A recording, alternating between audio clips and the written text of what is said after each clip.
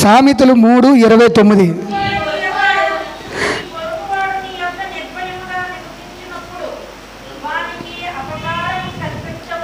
దేవునికి స్తోత్రం. ఈరోజు మన వాక్యం ఏంటండి? నీ పొరుగువాడు నీ యొద్ద నిర్భయముగా నివసించినప్పుడు వానికి అపకారము కలిగించవద్దు. సహోదరి సహోదరులారా, ఈ దినము అనేక మంది క్రైస్తవుల జీవితాలు యేసుక్రీస్తును అంగీకరించిన మనమందరం కూడా క్రైస్తవులు అని పిలువబడతాం. కానీ ఇక్కడ లేఖనం ప్రకారం చూసినట్లయితే మళ్ళీ ఒకసారి చదవండి. నీ పొరుగువాడు అంటే ఎవరు?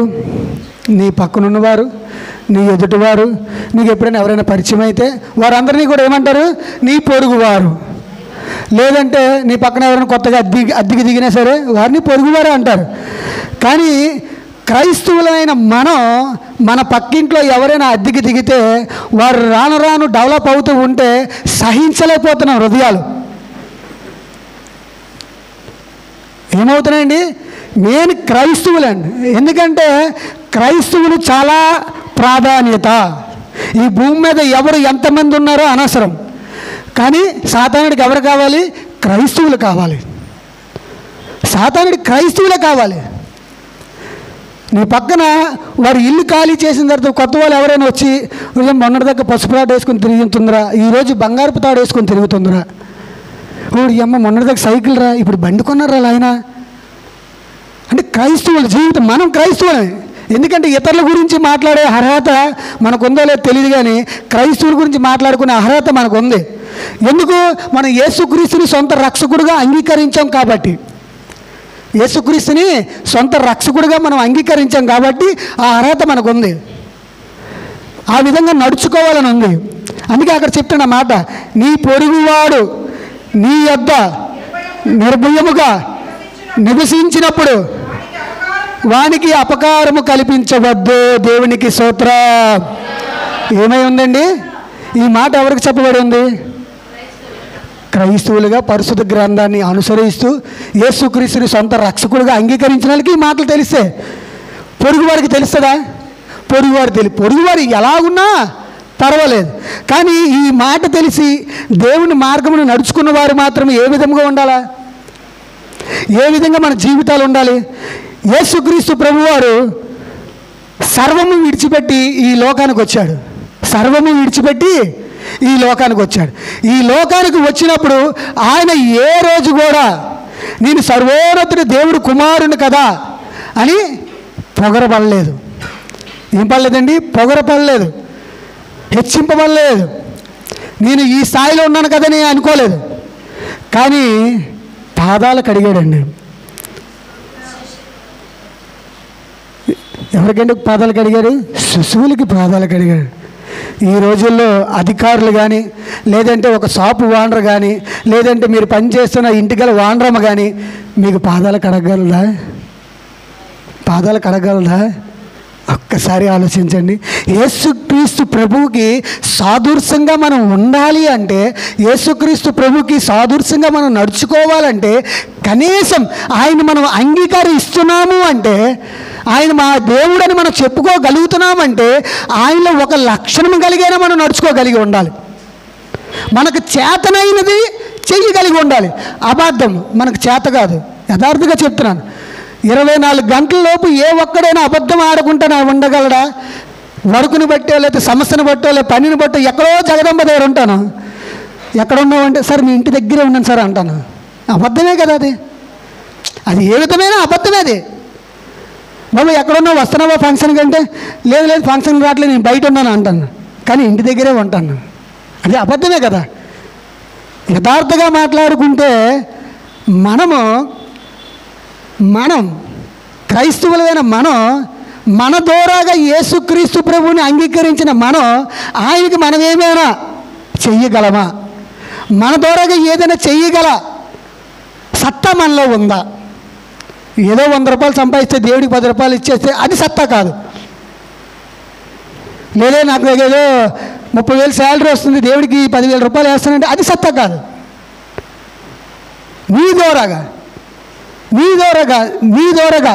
ఇంతవరకు చేసిన యేసుక్రీస్తుని అంగీకరించిన కానించి మీ రోజులన్నీ ఒకసారి లెక్కేసుకోండి, ఆ సంవత్సరాలన్నీ ఒకసారి లెక్కేసుకోండి, ఆ సంవత్సరాలు ఆ రోజులన్నీ లెక్క వేసుకోండి.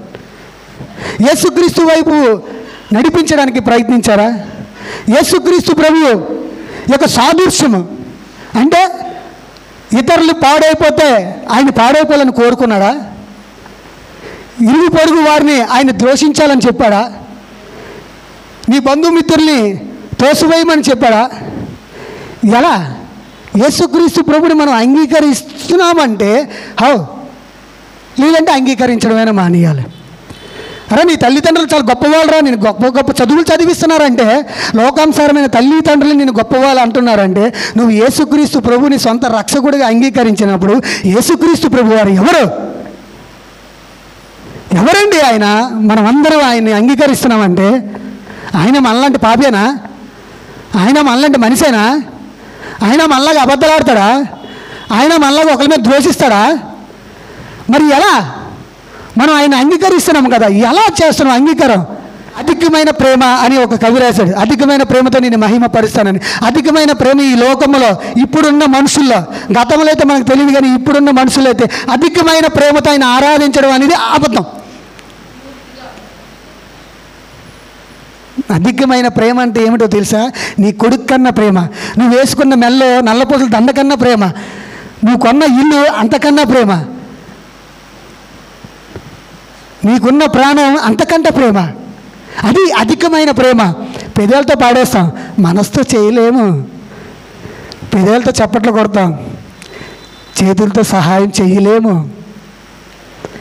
సువార్త కొరకు నడుస్తావు, క్రీస్తు ప్రేమను చాటింప చేయడానికి, ఇతరులకి సహాయపడడానికి ఒక్క అడుగు కూడా గుమ్మం దాటి బయటికి అయ్యో. యేసుక్రీస్తు ప్రభుని అంగీకరించిన కాడి నుంచి మన జీవితంలో 100 క్వాలిటీలు ఉంటే ఒక్క క్వాలిటీ అయినా దేవుడి కొరకు వాడబడామా?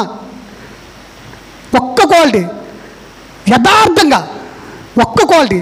మనలో 100 క్వాలిటీలు ఉన్నాయనుకోండి, 100 క్వాలిటీలో ఒక్క క్వాలిటీ యథార్థంగా దేవుడికి వాడబడుతున్నామా? యేసుక్రీస్తు ప్రభువుని అంగీకరించడం అంటే అసమాస కాదు. ఏదో ఇక్కడ బోధించేవాడు నీతిగా లేడు కదా, ఆ మాట కూడా ఉంటుంది ఇక్కడ. ఒకసారి చూడండి, ఒకసారి మీకు చూపిస్తాను. సామెతలు 4 ఒకసారి తీయండి, 4వ అధ్యాయము 2వ ఒక్కసారి చదవండి. 4వ అధ్యాయం 2వ వచనం ఏదండి? కాదండి, పైదండి. నేను మీకు సదుపదేశమును చేసేదను, నా బోధను తోసివేయకుడే. దేవునికి స్తోత్రం. అక్కడ ఏం చెప్పాడండి? చెప్తున్నాడా దేవుడు? నా బోధ అంటే ఇక్కడ దేవుడు వచ్చి బోధిస్తేనే మీరు నీతిగా బతుకుతారా?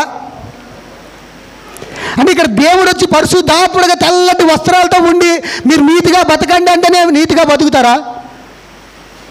ఇక్కడ బోధించేవాడు ముఖం చూడొద్దు మీరు, ఇక్కడ బోధించేవాడు చిత్రకరణ చూడొద్దు మీరు. మీరు చూడవలసిన వల్ల ఆ నోటి నుంచి వచ్చే దేవుడి మాటలు చూడండి. దేవుడు అదే చెప్తున్నాడు, నా బోధని మీరు తొయ్యకండి అంటున్నాడు. ఇప్పుడు ఇక్కడ ఎవరి బోధ జరుగుతుంది? గట్టిగా దేవుని బోధ. మరి దేవుని బోధ, నా బోధ, శివగారి బోధ? దేవుని బోధ. అనేక మంది సేవకులు రెడీ అయ్యారు, కానీ వాళ్ళు బోధిస్తున్న బోధ దేవుని బోధ కాదా? మన జీవితంలో దేవుని బోధ ఆలకిస్తున్నామా లేదా? మనకున్న 100 క్వాలిటీలో ఒక్క క్వాలిటీ అయినా సరే దేవుడి కొరకు వాడుతున్నాం. యథార్థంగా వాడుతున్నామా లేదా?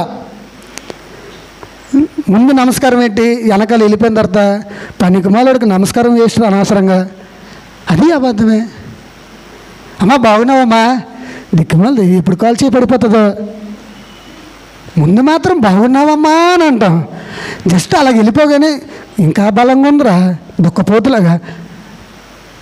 లోకానుసారమైన క్రైస్తవుల జీవితాల్లో ఉన్నాయండి ఇవన్నీ ఇతరుల జీవితాల్లో ఉండొచ్చు, కానీ క్రైస్తవుల జీవితాల్లో ఉండకూడదు.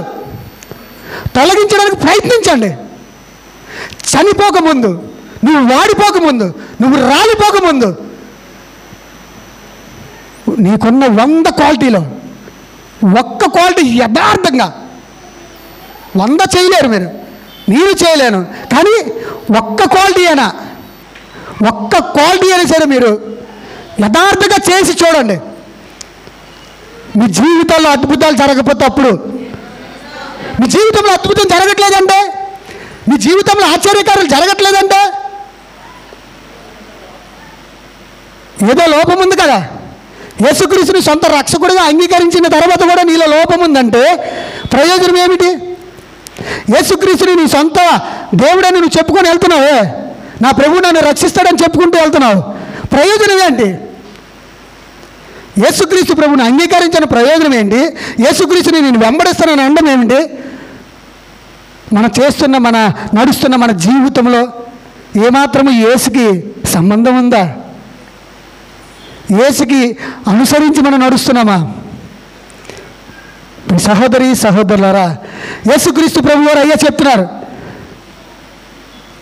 శిశువులకి పాదాలు కడిగారండి. శిశువులకి పాదాలు కడిగారు. ఈరోజో రేపో నిన్ను తిడుతుంది, లేదా నిన్ను కొడతాది, లేదంటే నా ఉద్యోగంలో నేను తీయించేస్తాడా ఈడు, అలాంటోడికి ఎవడైనా సరే సన్మానం చేస్తాడా? అలాంటోడికి ఎవడైనా సన్మానం చేస్తాడా? లేదంటే మేము ఏదైనా కాంట్రాక్ట్ వర్క్ ఇచ్చినప్పుడు ఒక కాంట్రాక్ట్ వర్క్ వచ్చి అది చెరగొడితే అలాంటోడికి నేను దండ వేయగలనా? వేయలేం. కానీ యేసుక్రీస్తు ప్రభువారు మీరు ఆయన హృదయాన్ని చూసినట్లయితే, మీరు ఆయన మనసుని ఎరిగినట్లయితే, ఆయన యొక్క ఆలోచనలు మీరు ఎరిగినట్లయితే, ఆయన మనసును మనం గ్రహించినట్లయితే, ఎంత చిన్న పిల్లడి మనస్తత్వం అండి, ఎంత చిన్న పిల్లడి మనస్తత్వం ఒక్కసారి ఆలోచించండి. నన్ను అప్పగిస్తున్నాడని తెలిసి కూడా, నేను ఎవరో వీడికి తెలియదు అని చెప్పిన వ్యక్తికి కూడా తను వేసుకున్న టవలని తీసుకొని వారి పాదాలు కడిగాడండి, తుడిచాడండి. మీ సహోదరి సహోదరులారా, మీరందరూ కూడా ఒకటే గ్రహించాలి, మనమందరం కూడా దేవుని కనపరిచేలాగా జీవించాలి, దేవునికి సాక్షిగా జీవించాలి, క్రీస్తు ప్రేమను పంచుతూ జీవించాలి, శాంతి సమాధానంతో జీవించాలి, నిన్ను చూసి ఇతరులు మార్పు చెందేలాగా జీవించాలి, యేసు మాటలు లోబడేలాగా జీవించాలి. మీకు ఇష్టమైన మాటలకు లోబడి మీ జీవితాన్ని నాశనం చేసుకోవద్దు. ఇవన్నీ మీరు గ్రహించాలి. మనం జీవిస్తున్నామంటే యేసు కొరకు జీవించేలాగా ఉండాలి. 365 రోజులు మన పిల్లల కొరకు మనం జీవిస్తుంటాం, 365 రోజులు మన పుట్టకూడు కోసం మనం జీవిస్తుంటాం. కానీ యేసుక్రీస్తు ప్రభువు కోసం ఏ రోజు ఏ క్షణం ఎప్పుడు జీవిస్తావు? ఎప్పుడు జీవిస్తావు? ఎప్పుడు నీలో మార్పు వస్తుంది అనేది ఒక్కసారి మనం గ్రహించాలి. ఎందుకంటే నిన్ను వలె పొరుగు వారిని ప్రేమించమని యేసుక్రీస్తు ప్రభు వారు చెప్పిన మాటలు జ్ఞాపకం చేసుకోండి. నిన్ను వలె నీ పొరుగు వారిని ప్రేమించమంటే నీ శరీరముని ఏ విధంగా నువ్వు ప్రేమించుకుంటున్నావో, నిన్ను నువ్వు ఎలా ప్రేమించుకుంటున్నావో ఇతరులు కూడా అదే విధముగా ప్రేమించాలి, ఇతరులు కూడా అదే విధముగా నువ్వు ఆదరించాలి, ప్రేమించాలి. మీ సహోదరి సహోదరులారా, నువ్వు ఎప్పుడైతే ఇరుగు పొరుగు వారిని చూసి నువ్వు ఇసుక్కుంటున్నావో, ఇరుగు పొరుగు వారిని చూసి నువ్వు సొరుక్కుంటున్నావో అవన్నీ నీ మీదకు వస్తాయని పరిశుద్ధ గ్రంథంలో రాయబడి ఉంది. పరిశుద్ధ గ్రంథంలో రాయబడి ఉంది. అందుకే నువ్వు ఎదగలేకపోతున్నావేమో. ఒక్కసారి గ్రహించండి. దేవుడు మన పట్ల ఉన్న ఆలోచన వేరు. దేవుడు మన పట్ల ఉన్న ఏది చెయ్యాలనుకుంటున్నాడో అది చెయ్యలేకపోతున్న పరిస్థితులకు మనం తీసుకెళ్ళిపోతున్నాం. ఆయన మనల్ని ఏదో చెయ్యాలని ఆలోచిస్తున్నాడు, అది చెయ్యాలని ఆలోచనల నుంచి మనం తొలగిపోతున్నాం. అట్ట ఆలోచనలు కలిగి మనం జీవిస్తున్నామా లేదా? పరిశుద్ధ గ్రంథం లేఖనాన్ని అనుసరిస్తూ నడుస్తున్నామా లేదా? ఇప్పుడు సహోదరి సహోదరులారా, నిన్నటి దినమనైతే పాస్టర్ శివశంకర్ లాజరస్ గారు ఏమని అనుకున్నారంటే, ఒక ప్రాంతానికి వెళ్ళాలని చెప్పేసి మాట్లాడుకున్నాము. అందులో రాము కూడా ఉన్నారు, నేను ఉన్నాను. పలానా గ్రామం వెళ్ళాలని చెప్పేసి అనుకునేటప్పటికి మేము వెళ్ళవలసింది ఆ గ్రామం వెళ్ళలేదు, వేరే గ్రామంకి వెళ్ళాం. ఆ గ్రామంలో మేము 4 రోజుల నుంచి ఒక గ్రామానికి వెళ్ళాలని నిర్ణయం తీసుకున్నాం. కానీ అక్కడికి వెళ్ళేటప్పటికి ఏమైందండి, వేరే గ్రామానికి వెళ్ళి వేరే స్త్రీలకి వస్త్రాలు పంచడం జరిగింది. దేవునికి స్తోత్రం. అక్కడ అందరూ అనేక మంది, 100 మంది ఉంటే 10 మంది మాత్రమే యేసుక్రీస్తు ప్రభువుని నమ్ముకున్నారు. మిగతా 90% కూడా యేసుక్రీస్తు ప్రభువుని నమ్ముకోలేదు. నిజానికి దేవుడి మాటలు అక్కడ సేవకుడు చెప్తున్నప్పుడు సొనుక్కునేవారు. ఏటి మాట్లాడుతుంటారు, ఏటి ఇక్కడ అని అన్నట్లే సొనుక్కుంటే 2-3 సార్లు పాస్టర్ శివశంకర్ గారు గద్దించి, అమ్మా 2 నిమిషాలమ్మా, అమ్మా 5 నిమిషాలమ్మా, నేను చెప్పేసి ముగించేస్తానమ్మా అని చెప్పారు. అనేటప్పటికి అలా ఆయన మాటలు చెప్తూ చెప్తూ చెప్తూ వెళ్తుండే కొద్దీ జనాలందరూ కూడా సైలెంట్గా ఎర్రటి ఎండలో గమ్మని కూర్చొని చంటి పిల్లల్ని వేసుకొని కూర్చొని చక్కటి మాటలు వింటున్నారు. ఈ సహోదరి సహోదరులారా, సువార్తకి వెళ్ళడం ఒక భాగ్యమైతే అక్కడికి వెళ్ళిన తర్వాత కొండ ప్రాంతాల్లో ఉన్న వాళ్ళకి దేవుడి వాక్యాన్ని కూడా అందిస్తున్నామా అంటే, ఆ రోజు ఈ నెలంతటి కూడా నా కుటుంబానికి నేను పోషించుకుంటున్నాను కదా, కానీ ఆ రోజు దేవుని యొక్క చిత్తం నెరవేర్చడానికి ఆ క్షణం మేము వాడబడుతున్నామా అనే సంతోషం మాలో కలుగుతుంది.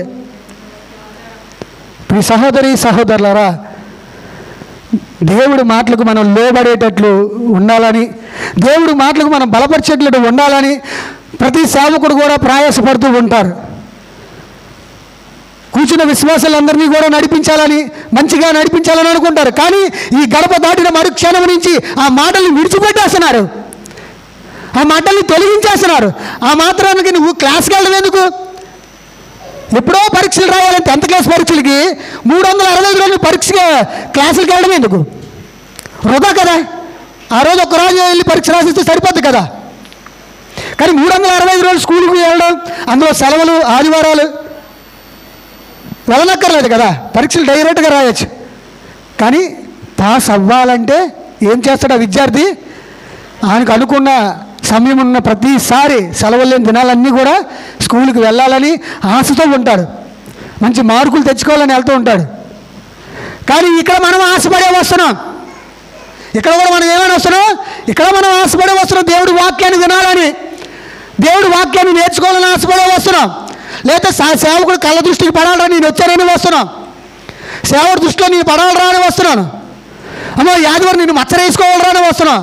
ఇక్కడ ఆదరేస్తారు కదా, వచ్చారు రామ్ వచ్చాడా, గోవింద్ వచ్చాడా, మచ్చరా.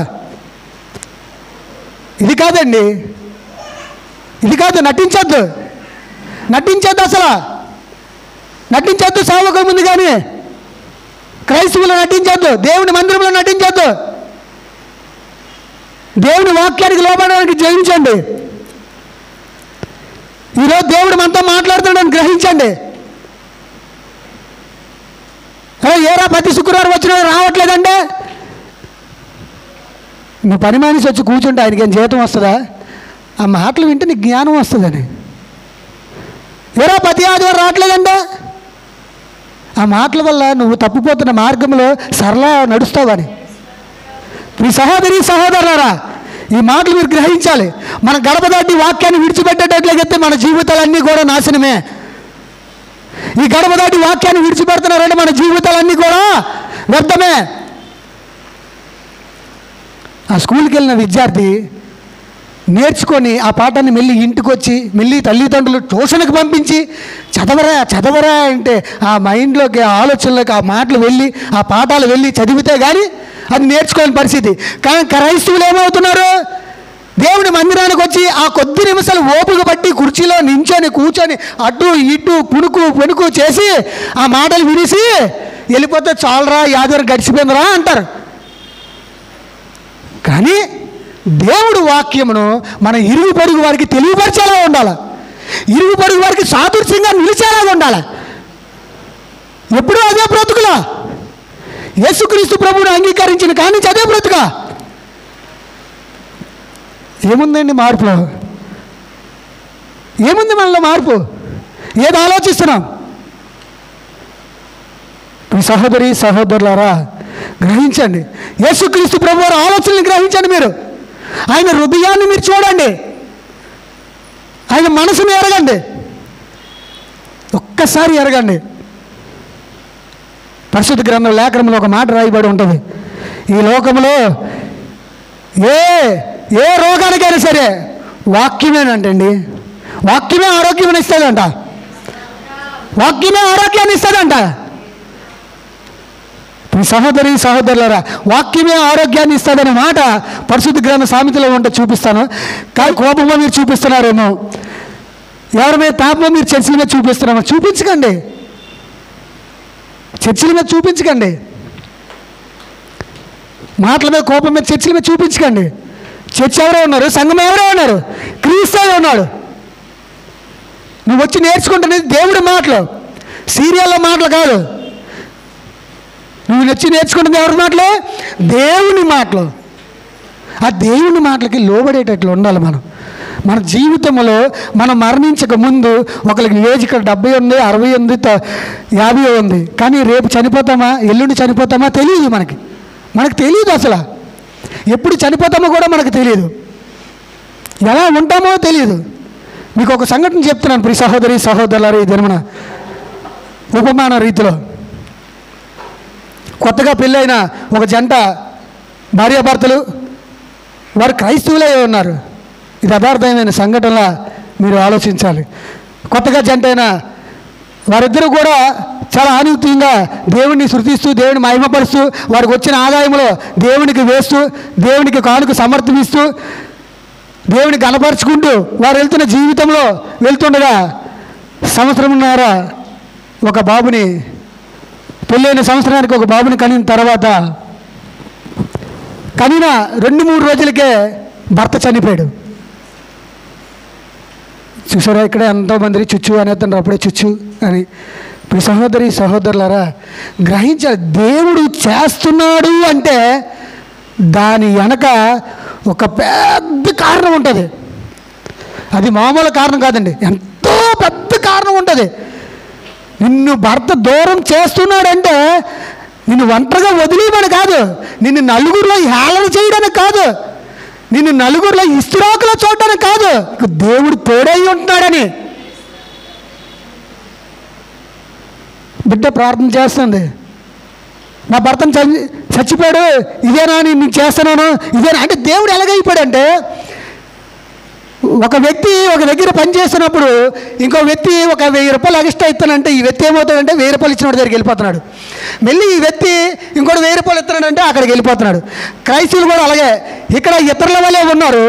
నీకు మంచి బహుమానమో లేదంటే మంచి ఆరోగ్యమో వస్తుంది అనగానే వెంటనే క్రైస్తవులోకి వచ్చేస్తున్నారు. ఇక్కడ ఏది జరగట్లేదురా, ఏది బ్రతుకంతా ఎలాగో ఉందిరా అనేటప్పటికి మళ్ళీ వెనక్కి వెళ్ళిపోతుంది. క్రైస్తవ జీవితం అలా ఉంది. ఆ తల్లి ఏడుస్తుంది, ఆ తల్లి ప్రార్థన చేసింది, పసిబిడ్డ నేను ఎలా పెంచగలను, నేను ఎలా పోషించగలను ప్రభువా, భర్తను తీసుకెళ్ళిపోయావు కదా, నీకేదో న్యాయమా అని క్వశ్చన్ వేయడం మొదలెట్టింది. యేసుక్రీస్తు ప్రభు వారు పైనుంచి చూసి నవ్వుకుంటున్నాడు. ఇదంతా ఉపమానం అండి. అంటే యేసుక్రీస్తు ప్రభు నేను చూశానని మీరు అనుకోగలరు, ఉపమానం అని చెప్తున్నాను. అందుకే పైనుంచి చూసి నవ్వుతున్నారు. అంటే భర్తను నేను లేపేస్తే ఇప్పుడు నేను మంచోడినే కదా, అయితే భర్తను లేపేద్దామా, దేవతలతో మాట్లాడుతుంటే యేసు ప్రభు భర్తను లేపుదామా, అప్పుడు మంచోడిని అవుతానేమో అని చెప్పి ఆమె ఏమైనా ప్రార్థన చేస్తుంది, ప్రభువా నా బతకను బ్రతికించు, చనిపోయాడు ఎలాగైనా బ్రతికించు ప్రభువా, ఆలకించండి మాటలు, ఎలాగైనా బ్రతికించండి ప్రభువా, ఎలాగైనా బ్రతికించండి, మొరపెడుతుంది, కన్నీరు కారుస్తుంది. దేవుడు ఆమె ప్రార్థన ఆలకించి దేవుడి చిత్తం ఏం జరగాలని ప్రార్థన చేయట్లేదు, బ్రతికించమని ప్రార్థన చేస్తుంది. ఏంటి, దేవుడి చిత్తం జరిగించని ప్రార్థన చేయట్లేదు, బ్రతికించమని ప్రార్థన చేస్తాను. అప్పుడు యేసుక్రీస్తు ప్రభు వారు ఏం చేశారు, అమ్మ ఎలాగో వదిలేటట్లేదు, కాలు పట్టుకొని కింద దించేసినట్లు ఉంది, ఇంకెందుకు వచ్చింది, ఒక్కసారి బ్రతికేద్దాం ఏంటి అని చెప్పి బ్రతికించాడు. మీరే ఎంత దేవుడి స్తోత్రం చెప్పారంటే ఆ తల్లి గెంతులేస్తూ ఉంటుంది, బిడ్డను చేతులు పెట్టుకుని మరి గెంతులేస్తూ ఉంటుంది, నా దేవుడు గొప్పవాడు, నా దేవుడు గొప్పవాడు, నా దేవుడు గొప్పవాడు అని. మీ సహోదరి సహోదరులారా, దేవుడు ఎంత గొప్పవాడో అనేది పరిశుద్ధ గ్రంథ లేఖనంలో రాసిన తర్వాతే మనకు తెలిసింది, లేకపోతే మనకు తెలియదు కదా. యేసెవరో ఈ గ్రంథం తెలుగులో ముద్రించబడిపోతే మనకు తెలియదు కదా. తెలుస్తుందా మనకి? యేసుప్రభుని మనం అంగీకరించగలమా? తెలియదు కదా. యేసుక్రీస్తు ముద్ర మించబడింది కనుక ఈ గ్రంథం పరిశుద్ధ గ్రంథం అయింది. ఈ పరిశుద్ధ గ్రంథం మన చేతి దాకా వచ్చింది, మన దేశం దాకా వచ్చింది కనుక ఇక్కడ ఉన్న భారతీయులు అనేకులు యేసుక్రీస్తు ప్రభువును అంగీకరించారు. కానీ అక్కడ లేచిపోయిన తర్వాత కథ ఇంకా ముగింపు అవ్వలేదండి, కథ ఉంది. సంతోషపడుతుంది, బాగా సంతోషపడుతుంది. ఆమె ఏమైనా ప్రార్థన చేసింది అండి, ఇందాక చెప్పాను, బ్రతికించమని. ఈ పాయింట్ మీరు జ్ఞాపకం చేసుకోండి. తన భర్తని బ్రతికించమని ఏమైనా ప్రార్థన చేసిందండి, ఇంకా గట్టిగా తన భర్తని బ్రతికించమని ప్రార్థన చేసింది, బ్రతికించమనే ప్రార్థన. కానీ దేవుడి చిత్తం అనేది వాళ్ళు గ్రహించలేదు. మొత్తానికి యేసుక్రీస్తు ప్రభు వారు బ్రతికించారు. మనం చూసినట్లయితే యేసుక్రీస్తు ప్రభు ఒక్కసారి ఆయన హృదయాన్ని మనం గ్రహించినట్లయితే చాలా ప్రాముఖ్యమైన మాట ఒకటి ఉంటుంది. ఒక్కసారి చూద్దామండి. యోహాను సువార్త 13:5 ఒక్కసారి చదవండి.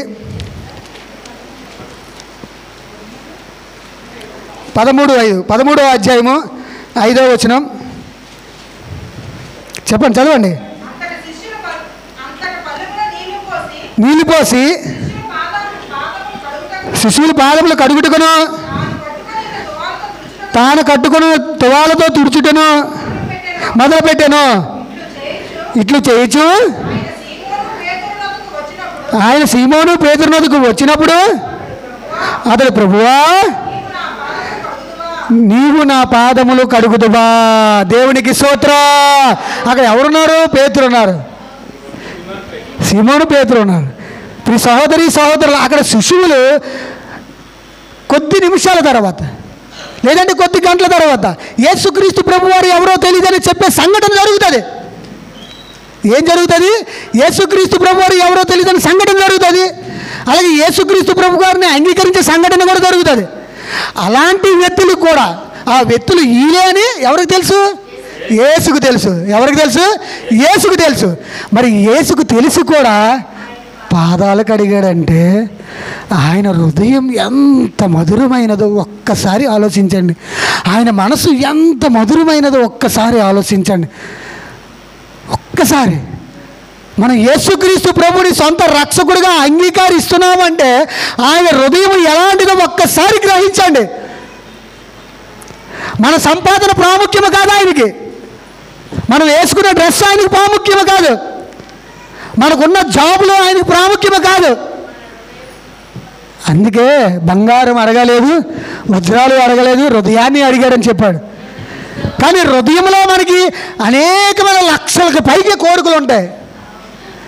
కానీ అందులో ఒక్క కోరికైనా చంపి దేవుడి కొరకు వాడబడుతున్నామా? హృదయంలో ఎలా ఉంటాయండి? లక్షకి కోట్లకి పైకే కోరికలు ఉంటాయి. కానీ అందులో ఒక్కటైనా చంపి దేవుడి కొరకు యథార్థంగా వాడబడుతున్నామా? యథార్థంగా వాడబడుతున్నామా? లేదే దేవుడి కొరకు యథార్థంగా వాడబడలేకపోతున్నాం. మన జీవితంలో మన ఇరుగు పొరుగు వారి దగ్గర క్రీస్తు ప్రేమను చూపలేకపోతున్నాం. మన వీధుల్లో, మనం ఉంటున్న హెచ్బి కాలనీలో, మీరు ఉంటున్న ఇదే భానునగర్లో క్రీస్తు ప్రేమకు సాదృశ్యంగా ఉండలేకపోతున్నారు. మిమ్మల్ని చూసి ఇతరులు చెయ్యెత్తి చూపిస్తున్నారు. ఇతన్ని యేసుక్రీస్తు ప్రభు ఎలాగరా పిలుచుకున్నాడు అని చెప్తున్నాడు. ఇతన్ని యేసుక్రీస్తు ప్రభు ఎలా పిలుచుకున్నారా? ఈవిని యేసుక్రీస్తు ప్రభుని ఎలా పిలుచుకున్నారా? లావిని యేసుక్రీస్తు ప్రభుని ఎలా పిలుచుకున్నారా? నాకేమర్థం అది. యేసుక్రీస్తు ప్రభు అయితే శాంతిపరుడు అంటారు, ప్రేమామయుడు అంటాడు, త్యాగమూర్తి అంటాడు. ఇలాంటి వాళ్ళు యేసుక్రీస్తు ప్రభు వారు పిలుచుకోవడం ఏంట్రా? బయటను అంటున్నారండి, ఇతరులు అంటున్నారు. అదేనా మన బ్రతుకు? అదేనా మన జీవితం? అదేనా మన కన్న తల్లిదండ్రులకు ఇస్తున్న బహుమానం? నీ బిడ్డ నీతిగా బతుకుతానే కదా, నీ బిడ్డ ఏ చెడు పనులు చేయకుండానే ఉంటానే కదా. మా మంచి పిల్లలు పెంచావమ్మా, పెళ్ళి దాకా నీ చెక్కు చేతల్లో ఉందమ్మా అంటారా అనరా? మరి అలాంటిది మందిరాలకు వెళ్తున్న వారికేసి చూసి ఈవిడిని యేసుక్రీస్తు ప్రభు ఎలా పిలుచుకున్నారా? పూలే పిలుచుకున్నాడు, పిలుచుకున్న తర్వాతనే మారిందా? పూలే వెళ్ళింది చర్చికి వెళ్ళిన తర్వాతనే మార్పు వచ్చిందా? ఒక్కసారి గ్రహించండి. అదే చెప్తాడు యేసుక్రీస్తు ప్రభు వారు.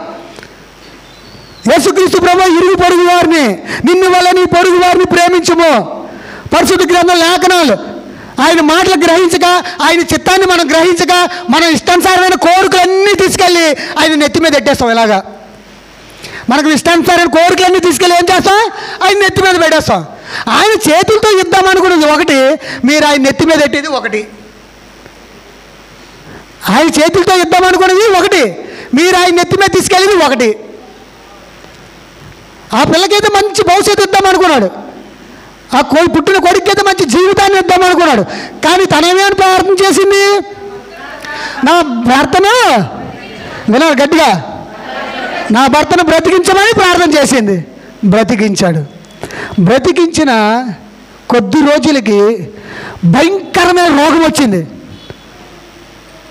బాబుకు 2 సంవత్సరాలు, భర్తకి భయంకరమైన రోగము. ఈ విషయం ఎవరికి తెలుసు? అది మిస్ అవుతున్నారండి. ఈ భయంకరమైన రోగం వస్తుందని విషయం ఎవరికి తెలుసు? యేసుకు తెలుసు. తెలుసా తెలీదా? సమస్తం ఎరిగిన దేవుడు ఎవరు? అవును. తెలుసన్నప్పుడు ఆ తెలిసిన సంఘటన గ్రహించి ముందుగా ఏం చేశారు? యేసుక్రీస్తు ప్రభు వారు తన భర్తని నిద్రించాడు. కానీ ఇక్కడున్న భార్య ఏమైంది? ప్రార్థన చేసింది, కన్నీటి ప్రార్థన చేసింది. ఆ పక్కనున్న వారు ప్రార్థన చేశారు, సొనుగుకున్నారు. ఏమనుకున్నారండి? సొనుగుకున్నారు. కానీ ఆ భర్త భయంకరమైన వ్యాధి వస్తుంది. కూర్చుంటే లెగలేని పరిస్థితి, బాత్రూమ్కి తీసుకెళ్ళలేని పరిస్థితి, నిలబడలేని పరిస్థితి, ఎక్కువగా పడుకోలేని పరిస్థితి, శరీరం చూస్తే పొక్కులు పొక్కులుగా ఊడిపోతుంది. ఇటు బిడ్డను చూసుకోవాలా, ఇటు భర్తను చూసుకోవాలా? దేవుడు ఈ ప్రణాళిక ఎలా ఉంటుందో ఎవరు కూడా గ్రహించలేరు. అది గ్రహించేటప్పటికి మనం ఈ భూమి మీద ఉంటామో ఉండమో కూడా తెలియదు. అందుకంటారు జీవితంలో మనం మరణించకముందు యేసుక్రీస్తు ప్రభువారు చేస్తున్న గొప్ప కార్యములను మనం ఒక్కసారి గ్రహించాలి. ప్రియ సహోదరి సహోదరులారా, మన పట్ల దేవుడు చేస్తున్న అద్భుత కార్యములను చూడండి. నీకు ఏ అపాయం రాకుండా దేవుడు చేస్తున్నాడు. నీకే కీడు నీ దగ్గరికి రాకుండా చేస్తున్నాడు. అయినా నువ్వు గ్రహించలేకపోతున్నావు. నువ్వేదో సమృద్ధిగా నడుస్తున్నావేమో, అందుకే నీకు ఏ అపాయం రావట్లేదేమో అనుకుంటున్నావేమో. కానీ కాదు, దేవుడు నిన్ను రక్షిస్తున్నాడు. నువ్వు వెళ్తున్న తోవలో దేవుడు నీ గాయం తగలకుండా రక్షిస్తున్నాడు. ప్రియ సహోదరి సహోదరులారా, యేసుక్రీస్తునందు మనం ఉంచిన విశ్వాసము వ్యర్థము కాకూడదు. యేసుక్రీస్తుని మన సొంత రక్షకుడిగా అంగీకరించినది వ్యర్థము కాకూడదు. అందుకే ఒకసారి చదవండి మళ్ళీ యోహాను 13:5. అంతటా పల్లెములో నీళ్ళు పోసి శిశువుల పాదములో కడుగుటూను తాను కట్టుకొని తువాలతో తుడుచుకొని మొదలుపెట్టాను. ఇట్లా చేయిచు ఆయన సీమోను పేతురు నదికి వచ్చినప్పుడు అప్పుడు ప్రభువా నీవు నా పాదములు కడుగుదువా, దేవునికి స్తోత్రం అని ఆయనతో అనెను. అందుకు యేసు నేను చేయుచున్నది ఇప్పుడు నీకు తెలియదు, కానీ ఇక మీదట తెలుసుకుందామని అతనితో చెప్పగా దేవుడికి స్తోత్రం. అందుకే అంటున్నాడు, నేను ఇప్పుడు చేస్తున్నది ఏది కూడా మీకు తెలియదు. మీ జీవితంలో ఇది జరుగుతుందంటే ఏదో మీకు చెడు జరగాలని కాదు, మేలు జరగాలనే నీకు కీడు జరుగుతుంది. దానికి నువ్వు నిరాశపడిపోయి దేవుడి మీద నిందలు వేసేసి దేవుడిని సొనుగుకొని జీవిస్తే ప్రయోజనం ఉండదు. మనకి అనేకమైన సంఘటనలు జరుగుతుంటే మన జీవితంలో ఏవి కూడా నువ్వు వాటిని ఆదర్శంగా తీసుకొని యేసు మీద నింద మోపకండి. ప్రియ సహోదరి సహోదరులారా, మనమందరం కూడా ఒకప్పుడు ఇతరుల వలె ఉన్నవారు. ఇప్పుడు యేసుక్రీస్తు ప్రభుని సొంత రక్షకుడిగా అంగీకరించాం. అయినను మనలో మార్పు లేకుండా పోతుంది. మనకి ఇవన్నీ మనం గ్రహించాలి. దేవుడు మన పట్ల ఉన్న ఉద్దేశం ఏమిటని. అందుకే అని చెప్తున్నాడు, నేను ఇప్పుడు చేయించున్నది ఇప్పుడు మీకు తెలియదు అని చెప్తున్నాడు. ఏమని చెప్తున్నాడు ఒకసారి? అందుకు యేసు నేను చేయించున్నది ఇప్పుడు మీకు తెలియదు. అప్పుడు ఆవిడ జీవితంలో కూడా ఆ రోజు తన భర్తను చనిపోయినప్పుడు పొలోమని ఏడ్చింది. అప్పుడు తెలియలేదు ఆమెకి, తన భర్త బతకాలని అనుకుంది. అలాగే ఈరోజు ఏదో నువ్వు అప్పులు పాలైపోవని దేవుడు నిన్ను శిక్షించాలని కాదు, నువ్వు అందులో కూడా దేవుని మహిమపరుస్తున్నావా లేదా, నువ్వు అందులో కూడా దేవుని శృతిస్తున్నావా లేదా, నువ్వు ఆ శ్రమల్లో, ఆ శోధనలో, ఆ వేదనలో దేవుని ఘనపరుస్తున్నావా లేదా. మీ సహోదరి సహోదరులారా, యోబు జీవితంలో కూడా అదే జరిగింది. యోబు జీవితంలో అదే జరిగింది. ధనవంతుడు, అనేకమైన గొర్రెలు బర్రెలు అనేకమైన ఉండేవి, కుమారులు కుమార్తెలు అందరూ నాశనం అయిపోయారు. ఏమైపోయారండి? అందరూ నాశనం అయిపోయారు. ఏ రోజు కూడా బంధువులు వచ్చినా స్నేహితులు వచ్చినా ఒక్క మాట కూడా దేవుడి మీద నిందేయలేదే. దేవుడి మీద నిందేయలేదండి యోబు. దేవుడి మీద నింద వేయలేదు అసలు యోబు. రా విడిచిపెట్టరా, అదేం దేవుడు రా, వదిలేయరా, యథార్థతను వదిలేయరా. కానీ మనం నిస్ప్రయోజనంలో ఉన్నప్పుడు, మనం శోధనలో ఉన్నప్పుడు అపవాది పంపిస్తాడు. అపవాది ఏం చేస్తాడండి? పంపిస్తాడు. నీ బంధువుల రూపంలో కానీ నీ స్నేహితుల రూపంలో కానీ ఏదో ఒక రూపంగా పంపించి, అమ్మా నువ్వు దేవుణ్ణి నమ్ముకున్నావు, ఏమైనా నీ కార్యక్రమం జరిగిందా? అమ్మా నీ జీవితంలో ఏదైనా జరిగిందా? ఇప్పటికీ నీ బిడ్డ అలాగే ఉన్నాడు, ఇప్పటికీ నీ కుమార్తె అలాగే ఉంది, ఇప్పటికీ నీ భర్తలో మార్పు లేదు. ఇవన్నీ సాతానుడి యొక్క మాటలు మీ చెవిటిన పడడానికి సాతానుడు పంపిస్తాడు. విశ్వాసంలో బలపడాలి. దేవుని అప్పుడు కూడా నువ్వు స్తుతించాలి. నా దేవుడు నా పట్ల ఏదో ఒక రోజు అద్భుతమైన కార్యం చేస్తాడని వారితో నువ్వు చెప్పగలిగి ఉండాలి. దేవునికి స్తోత్రం, దేవునికి స్తోత్రం. సహోదరి సహోదరులారా, అటు విశ్వాసం కలిగి ఉన్నప్పుడే మన జీవితంలో ఏదైనా కార్యం జరుగుతుంది. ఆ రోజు ఆ తల్లి ప్రార్థనకు దేవుడు ఆలకించి భర్తను లేపితే భర్త అనారోగ్య పాలైపోయి మంచాన పడి ఉన్నాడు. లగలేని పరిస్థితి, దిగలేని పరిస్థితి. పిల్లడికే తీస్తుందా? భర్తకే తీస్తుందా? ఆ ఒకటో రెండో ఏరిగినవి పిల్లడికే తీస్తుందా? భర్తకే తీస్తుందా? ఆ విషయం తెలిసే కదా యేసుక్రీస్తు ప్రభువారు ఆ రోజు సంవత్సరాల బాబు ఉన్నప్పుడు భర్తను నిద్రించాడు. ఆ తల్లి అప్పుడు ఏంటంటుందో తెలుసా? ప్రభువా తప్పు అయిపోయింది ప్రభువా, నీ చిత్తము తెలియక నేను ప్రార్థన చేశాను ప్రభువా, నీ చిత్తానుసారము నేను తెలుసుకోలేకపోయాను ప్రభువా, హృదయాంతరాలు ఎరిగిన దేవుడు నీవే కదా, నీ చిత్తము నేను తెలుసుకోలేకపోయాను ప్రభువా. ఇప్పుడు ఏం చెప్తుంది తెలుసా? భర్తను తీసుకెళ్ళిపోమంటుంది. ఎందుకు? లోకంలో వైద్యులు నయం చేయలేకపోతున్నారు. ఒక్కసారి దేవుడు ఆజ్ఞ ఇచ్చిన తర్వాత ఈ లోకంలో ఎవరైనా చేయగలరా?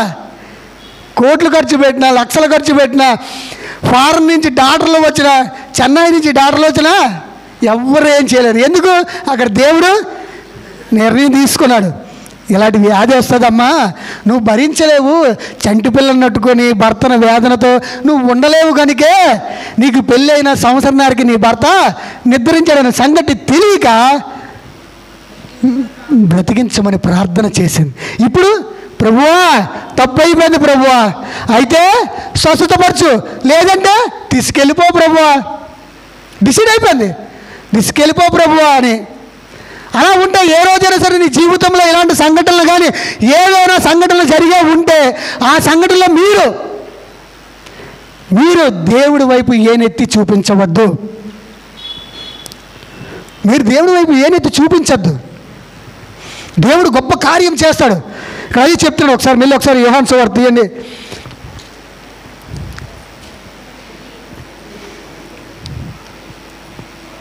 అంతటా పల్లెములో నీళ్లు పోసి శిశువుల పాదములో కడుగుటకును తాను కట్టుకొని ఉన్న తువాలతో తుడిచేయడను మొదలుపెట్టాను. ఇట్లా చేయించు ఆయన సీమోను పేతురు నదికి వచ్చినప్పుడు వాళ్ళిద్దరే కదండి, వాళ్ళిద్దరే కదా, వీరెవరో తెలియదని. చదవండి. అతడు ప్రభువా నీవు నా పాదములు కడుగుదువా అని ఆయనతో అనను. అందుకు యేసు నేను చేయించున్నది ఇప్పుడు నీకు తెలియదు కానీ దేవునికి స్తోత్రం, ఇక మీదట తెలుసుకుందాము. పరిశుద్ధ గ్రంథం లేఖనాల పట్ల ప్రకారం కూడా మనం చూసుకున్నట్లయితే ఈరోజు ఈ పరిశుద్ధ గ్రంథము ఈ యొక్క సియోను మందిర గడప లోనకు వచ్చావంటే అది దేవుడి చిత్తముగా నువ్వు భావించాలి. దేవుడి మాటలు వినగలుగుతున్నావు అంటే గడప లోపలికి వచ్చి అది దేవుడి చిత్తమా? దేవుడు నన్ను పిలుచుకున్నాడా? నీకంటే మంచి వాళ్ళు ఉన్నారు ఇతరులు, ఒప్పుకోవాలా లేదా? మనకంటే మంచి వాళ్ళు ఉన్నారు. మనకంట దానము సహాయము చేసేవారు ఉన్నారు, కానీ ఆరు యేసుని వద్దకు రాలేదే, తండ్రి ఆకర్షింపబడలేదే. ఒక్కసారి ఆలోచించండి. అంత అమూల్యమైన భాగ్యము నీకు వచ్చిందంటే, అంత అమూల్యమైన శక్తి నువ్వు పొందగలుగుతున్నావు అంటే, అంత అమూల్యమైన కృపను నువ్వు పొందగలుగుతున్నావు అంటే ఒక్కసారి ఆలోచించండి. మన జీవితం ఏ బాటిదో, మన దేవుడి కొరకు ఏ విధంగా వాడబడాలో. సామెతలు 3:29, నీ పొరుగువాడు నీ యొద్ద నిర్భయముగా నివసించినప్పుడు వారికి అపకారము కల్పింపవద్దు. దేవునికి స్తోత్రం. ఇక్కడ అనేక మందిలో కనీసం ఏదో ఒక సందర్భంలో, ఏదో ఒక క్షణంలో మన పొరుగు వారికి ఏదో చిన్న గాయం చేసే ఉంటాం. అందుకే ఈరోజు ఈ మాట వచ్చిందేమో. మన పొరుగువారు ఏదైనా హాస్పిటల్ పాలైపోతే ఇది మంచిదిరా అని అనుకొని ఉంటాం. అందుకే ఈరోజు ఈ మాట వచ్చిందేమో. మన పొరుగువారి కూతురికి వాలంటీర్ జాబ్ రాలేదురంట, భలే జరిగిందిరా, ఎందుకంటే తింగరదు కదా, దానికి రాకూడదు అని అనుకొని ఉంటామేమో. అందుకే ఈరోజు ఈ వాక్యం వచ్చిందేమో. అరే ఆడికి జాబ్ వచ్చిందిరా బ్యాంకులోని, పనికిమాలడికి అని అనుకొని ఉంటామేమో. అందుకే ఈరోజు నీకు ఈ వాక్యం వచ్చిందేమో. అరే చూడరా, ఇంటర్ పరీక్ష మార్కులు వస్తాయి, వాళ్ళు కూతురేట్రా ఫస్ట్ ర్యాంక్ అంటరా అనుకొని ఉంటామేమో. అందుకే ఈరోజు వాక్యం నీ దగ్గరికి వచ్చిందేమో. సహోదరి సహోదరులారా, ఒక వాక్యము మన చెవిటి దగ్గరికి వస్తుంది అంటే, ఒక వాక్యం మనం వినగలుగుతున్నామంటే, మన జీవితంలో గత జీవితంలో ఏదో చేసి ఉంటేనే, మన గత జీవితంలో ఏదో చేసి ఉంటేనే ఆ వాక్యము మన దరికి చేరుతుంది. దేవునికి స్తోత్రం. ఇవన్నీ మనం గ్రహించాలి ప్రియ సహోదరి సహోదరులారా. పరిశుద్ధ గ్రంథ లేఖనాన్ని పట్ల మనం మాట్లాడుకున్నట్లయితే, నిన్ను వలె పొరుగు వారిని ప్రేమించము. దేవుడు చెప్తున్నాడు నిన్ను వలె పొరుగు వారిని ప్రేమించమని. అందుకే మనము ప్రతి విషయంలో కూడా ప్రభు మార్గంలో నడవాలని ఆశపడాలి. మనం ఎప్పుడు కూడా ఏమై ఉండాలండి? ప్రభు మార్గంలో నడవాలని ఆశపడాలి. ప్రతి క్షణము దేవుడితో గడపాలని ఆశపడాలి. ఇతరులకి క్రీస్తు ప్రేమను చూపించాలని ఆశపడాలి. నేను వాడిపోకముందు నన్ను వాడుకో ప్రభు అని ఆశపడాలి. యేసు ద్వారా ఇతరులకు సహాయపడాలని ఆశపడాలి. దేవునికి సాక్షిగా వాడబడాలని ఆశపడాలి. యేసు మార్గంలో నడవడానికి ఆశపడాలి. నిన్ను వల్ల పొరుగు వారిని ప్రేమించేలాగా ఆశపడాలి. దేవుని మాటలకు లోపడాలని ఆశపడాలి. పరలోకములో ప్రభుతో ఉండాలని ఆశపడాలి. అతి ఆశకు పోయి నీ జీవితాన్ని నాశనము చేసుకోవద్దు ప్రియ సహోదరి సహోదరులారా. పరిశుద్ధ గ్రంథ లేఖనములో మనం నేర్చుకున్నట్లయితే, దేవుని మన హృదయాన్ని మనం తెలుసుకున్నట్లయితే, ఆయన మాటలు ఎంత ప్రాముఖ్యంగా ఉంటాయో ఒక్కసారి గ్రహించండి. ఈరోజు అనేక మంది 10th క్లాస్ పిల్లలు పరీక్షలు రాశారు, ఇంటర్ విద్యార్థులు పరీక్షలు రాశారు. కానీ వాళ్ళకు ఒక గోల్ ఉంటుంది పరీక్ష రాసిన వ్యక్తులకి. ఏమని? నాకు 100కి 99% రావాలి, రాకపోతే నేను సహించలేను. ఒకడు అనుకుంటాడు పాస్ అయితే చాలు ప్రభు అని, ఒకడు అనుకుంటాడు. అంటే వాడు ఏ దేవుడిని నమ్ముకుంటే వాడు పాస్ అయితే చాలు ప్రభు. కానీ గోల్ ఉన్నాడు మాత్రం ఏమై ఉంటాడు? నాకు ఖచ్చితంగా 99 రావాలి, రాకపోతే నేను మెల్లి చదువుతాను, మెల్లి రాస్తాను పరీక్ష. వాళ్ళకి ఆ గోల్ ఉంది. ఖచ్చితంగా అలాంటి విద్యార్థులు మళ్ళీ రాస్తారండి, రాస్తారు ఖచ్చితంగా, ఒప్పుకోరు. అవసరమైతే పేపర్లు రిటర్న్ రప్పించి నేను రాసింది ఏదైనా తప్పు ఉందా అని చూస్తారు. వాళ్ళకి ఒక గోల్ ఉంటుంది, ఒక ఆశ ఉంటుంది, అది నెరవేర్చేదాకా వాళ్ళు నిద్రపోరు. నేను బాగానే రాశాను కదా సబ్జెక్ట్ అంతా, ఎందుకు ఇక్కడ అలా తగ్గాయి? ప్రియ సహోదరి సహోదరులారా, లోకానుసారమైన చదువులో మనం అంత పట్టుదలగా ఉన్నప్పుడు, దేవుడి వాక్యంలో మనం ఇంకెంత పట్టుదలగా ఉండాలా? దేవుడి మాటలకు మనం ఎంత లోబడి ఉండాలా? తల్లిదండ్రులు ఎంతో కష్టపడి, తండ్రి లేకపోతే భార్య చదివిస్తుంది, భార్య లేకపోతే తండ్రి చదివిస్తాడు. కానీ ఈ లోకానుసారమైన చదువుని చదువుతూ కాలేజీల్లో చేరుతూ వారి యొక్క జీవితాన్ని కాలేజీ లైఫ్లోకి వెళ్ళేటప్పటికి ఈ తల్లి కష్టపడిన కష్టార్జితాన్ని మర్చిపోయి ఆ లోకానుసారమైన స్నేహానికి అలవాటు పడిపోయి ఆ 2 నిమిషాలే ఆనందం, తల్లి కష్టం మాత్రము జీవితాంతం కష్టపడిన కష్టార్జిత మాత్రము మర్చిపోతారు. ఆ తల్లి ఆ కాలేజీకి వెళ్ళి ఫీజులు కడుతున్నప్పుడు, అమ్మా నన్ను నిలబెట్టారమ్మా, ఫీజు కట్టలేదంటే ఇక్కడ తల్లి అయితే తల్లి, తండ్రి అయితే తండ్రి అల్లాడిపోతారు. గవర్నమెంట్ స్కూల్లో చదివిన పిల్లలకైతే ఏ సమస్య ఉండదండి. అలాగని ఫ్రీ సీట్లకు వచ్చిన వాళ్ళు కూడా ఇబ్బంది తెలియదు, ఆ వేదన తెలియదు, ఆ బాధ తెలియదు. కానీ ఒక కాన్వెంట్ స్కూల్లో చదివించాలి, బాగా చదివించాలి పిల్లల్ని అనుకున్న వాళ్ళకి మాత్రం ఆ బాధ, ఆ వేదన ఉంటుంది. పిల్లల్ని నిలబెట్టారు, ఎగ్జామ్స్ వస్తున్నాయని బయట నించోబెట్టారు, ఇంకా దాన్ని ఏంటంటారండి, కార్డు పరీక్షకి రాయకముందు హాల్ టికెట్ ఫీజు కట్టలేదని హాల్ టికెట్ ఇవ్వలేదు. ఇలాంటి సంఘటనలు ఎన్నో తల్లిదండ్రులకి ఎదురవుతాయి వారి జీవితాల్లో. కానీ పిల్లలు మాత్రము వారు ఏం తెలియదండి, వాళ్ళకి తెలిసిందల్లా అలాగే స్నేహం లేదా ప్రేమ. ఇక్కడ ఇరుగు పొరుగు వారు నిన్ను వలె పొరుగు వారిని ప్రేమించమని దేవుడు చెప్పిన మాట అర్థం వేరు, కానీ వీళ్ళు కాలేజీలకు వెళ్ళిన తర్వాత ప్రేమించిన అర్థం వేరు. ఇతరులకి సహాయపడండి అని అర్థం వేరు, వీళ్ళెళ్ళి చేస్తున్న సహాయపడడం అర్థం వేరు. వాక్యము దేవుడు చెప్తున్న మాట వేరు, మనం చేస్తున్న మాట వేరు. ఈ సహోదరి సహోదరులారా, తల్లిదండ్రులు ఎంతో కష్టపడి మిమ్మల్ని చదివిస్తున్నారు అంటే ఏదో ఒకరోజు మంచి స్థాయిలో ఉండాలి అంటే నువ్వు వచ్చి తల్లిదండ్రులు పోషిస్తావని కాదు. నువ్వు నీ కాలు మీద బ్రతకాలని, నువ్వు ఒకరి దగ్గర చేతులు చాపి నిలబడకూడదని తల్లి తపన పడుతుంది, తండ్రి తపన పడుతున్నాడు. అంతేగాని నువ్వేదో ఉద్యోగం చేసి సంపాదించి వాళ్ళకి ఇవ్వాలన్న ఆలోచన అయితే వాళ్ళకి లేదు. అలా ఉన్నట్లయితే నిన్ను చదివించిన డబ్బులు అయితే వాళ్ళు మంచి ఆస్తిపరులు అయిపోతారు. నీ గురించి ఆలోచించే ఈ ఆలోచన వాళ్ళు వ్యాపారం మీదో లేదా వాళ్ళు బతుకు మీద పెట్టారనుకో, మంచి డబ్బులు సంపాదిస్తారండి. కానీ ఒక స్థాయికి, అంటే రెక్కలు వచ్చే స్థాయికి వచ్చేటప్పటికి పిల్లల మైండ్ ఎలా మారిపోద్దంటే, నాకు ఎలాగ జాబ్ వస్తుంది కదా ఆడు అనుకుంటాడు, నా వల్ల జాబ్ వస్తుంది కదా అనుకుంటాడు.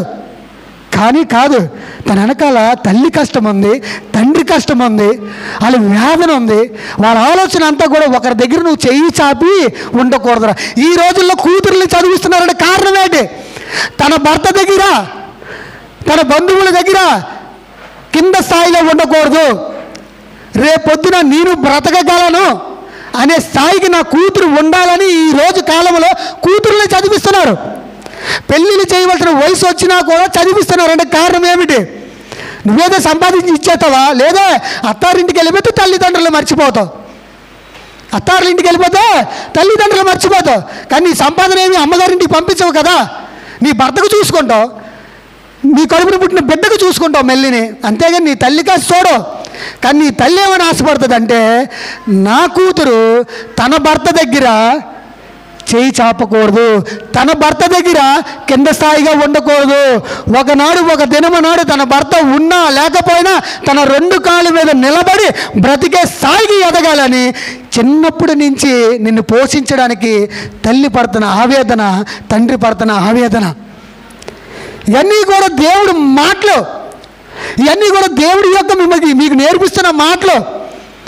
యవ్వనస్తులు, అనేకమైన యవ్వనస్తులు ఈ సియోన మందిరంలో ఈరోజు సమయం వచ్చింది కనుక చెప్తున్నాను. ఈ సియోన మందిరంలో అనేక మంది, నాకు తెలుసో తెలియకో ఉండపోవచ్చు, యవ్వనస్తులు లవ్ చేసుకుని వెళ్ళిపోయిన వాళ్ళు ఉన్నారు. మచ్చ ఎవరికి? దేవునికి, సియోన మందిరానికి మచ్చ, కన్న తల్లిదండ్రులకి మచ్చ. అది మీరు గ్రహించగలుగుతున్నారా? మరి ఎందుకు వస్తున్నా మందిరానికి? ప్రేమించు, తప్పులేదు, కానీ తల్లిదండ్రులు ఒప్పించి పెళ్లి చేసుకోలేగా ప్రేమించు. దేవుని మందిరానికి వస్తున్నాము కదా, దేవుని మందిరానికైనా వస్తున్నాము, క్రీస్తు సంఘములో అడుగు పెడుతున్నాము. నీ సేవకుడు మిమ్మల్ని ఎలా నడిపిస్తున్నాడో బయట అనుకుంటున్నారండి. ఈ ఒక్క మందిరాన్ని గురించి నేను చెప్పట్లేదు, ఈ లోకములో ఉన్న మందిరాలన్నింటి గురించి చెప్తున్నాను. ఇక్కడ ఒక్కటే జరుగుతుందని నేను అనట్లేదు, ప్రతి లోకంలో జరుగుతుంది. ప్రేమించాలి, కానీ దాన్ని తల్లిదండ్రులకు చెప్పుకొని, ఆ తల్లిదండ్రులు కూడా ఎందుకు వద్దంటారంటే అది నిన్ను పోషించడేమో అని వాళ్ళ భయంతో మిమ్మల్ని వద్దంటారు తప్ప వేరే ఉద్దేశంతో కాదు, వేరే ఆలోచనతో కాదు. ఆడు నీకంటే కులపోడు, పెద్ద కులపోడు, చిన్న కులపోడు ఇవన్నీ కాదండి. క్రైస్తవ జీవితంలో అవి ఉండవు. క్రైస్తవ జీవితంలో అవి ఉన్నాయంటే ఆడు నరకానికి జారి పడిపోవాల్సిందే. మీ సహోదరి సహోదరులారా, యేసుక్రీస్తు ప్రభు వారు ఇక్కడ కాళ్ళు కడుగుతున్నప్పుడు కూడా వాడు కులము చూడలేదు. ఇక్కడ కాళ్ళు కడుగుతున్నప్పుడు శిశువులకి వాడు కులాన్ని చూడలేదండి. అందుకే చెప్తున్నాడు యేసుక్రీస్తు ప్రభు వారు అక్కడ మాట మీరు ఒకసారి చదవండి, యోహాను సువార్త. అందుకు యేసు, నేను చేయుచున్నది ఇప్పుడు నీకు తెలియదు కానీ చెప్పగా పేతురు, ఏదండి, నీవు ఎన్నడను నా పాదములు కడగరాదని ఆయనతో అనను. అందుకు యేసు, నేను నిన్ను కడిగిన ఎడల నాతో నీకు పాలు లేదని. దేవుడికి స్తోత్రం. తర్వాత సీమోను పేతురు, ప్రభువా నా పాదములు మాత్రమే కాక నా చేతులు, దేవునికి స్తోత్రం. చూడండి ఎంత పొగరబోతానమో, ఎంత పొగరబోతానమో చూడండి.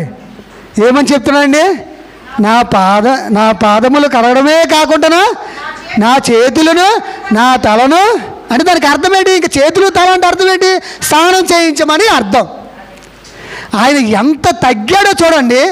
శివులు యేసుక్రీస్తు ప్రభు పాదాలు కడుగుతున్న, ప్రభువా మీరు మా పాదాలు కడగడం ఏంటి ప్రభువా అని ఆశ్చర్యపోవడం మానేసి నా చేతులను నా తలను కడగమని చెప్తున్నారు. ప్రియ సహోదరి సహోదరులారా, దేవుడు మాటలు ఎంత ప్రాముఖ్యమో ఒక్కసారి ఆలోచించండి. అందుకే అంటున్నాను, యేసుక్రీస్తు ప్రభు హృదయాన్ని మనం గ్రహించాలి. ఆయన హృదయాన్ని మనం, ఆయన మనసును మనం ఎరిగి ఉండాలి. ఆయన హృదయాన్ని, ఆయన మనసుని ఎరిగినప్పుడు నీ జీవితంలో జరుగుతున్న కార్యాల్ని ఈ లోకంలో నీ బంధువులు కానీ నీ స్నేహితులు కానీ నీ ఇరుగు పొరుగు వారు ఎవ్వరు కూడా ఆపలేరు. నీ బిడ్డకి ఏది రావాలని కోరుకుంటున్నావో అది వస్తుంది. నీ కూతురికి ఏది రావాలనుకుంటావో అది వస్తుంది. కానీ నీకు రావాలి అంటే నీకున్న 100 క్వాలిటీలో ఒక్క క్వాలిటీ అయినా సరే యథార్థగా దేవుడి కొరకు వాడబడాలి. యథార్థంగా దేవుడి కొరకు వాడబడాలి. అప్పుడు దేవుడు మీ జీవితంలో గొప్ప కార్యములు చేస్తాడు. ఈ కొద్ది మాటలు దేవుడు దీవించునుగా.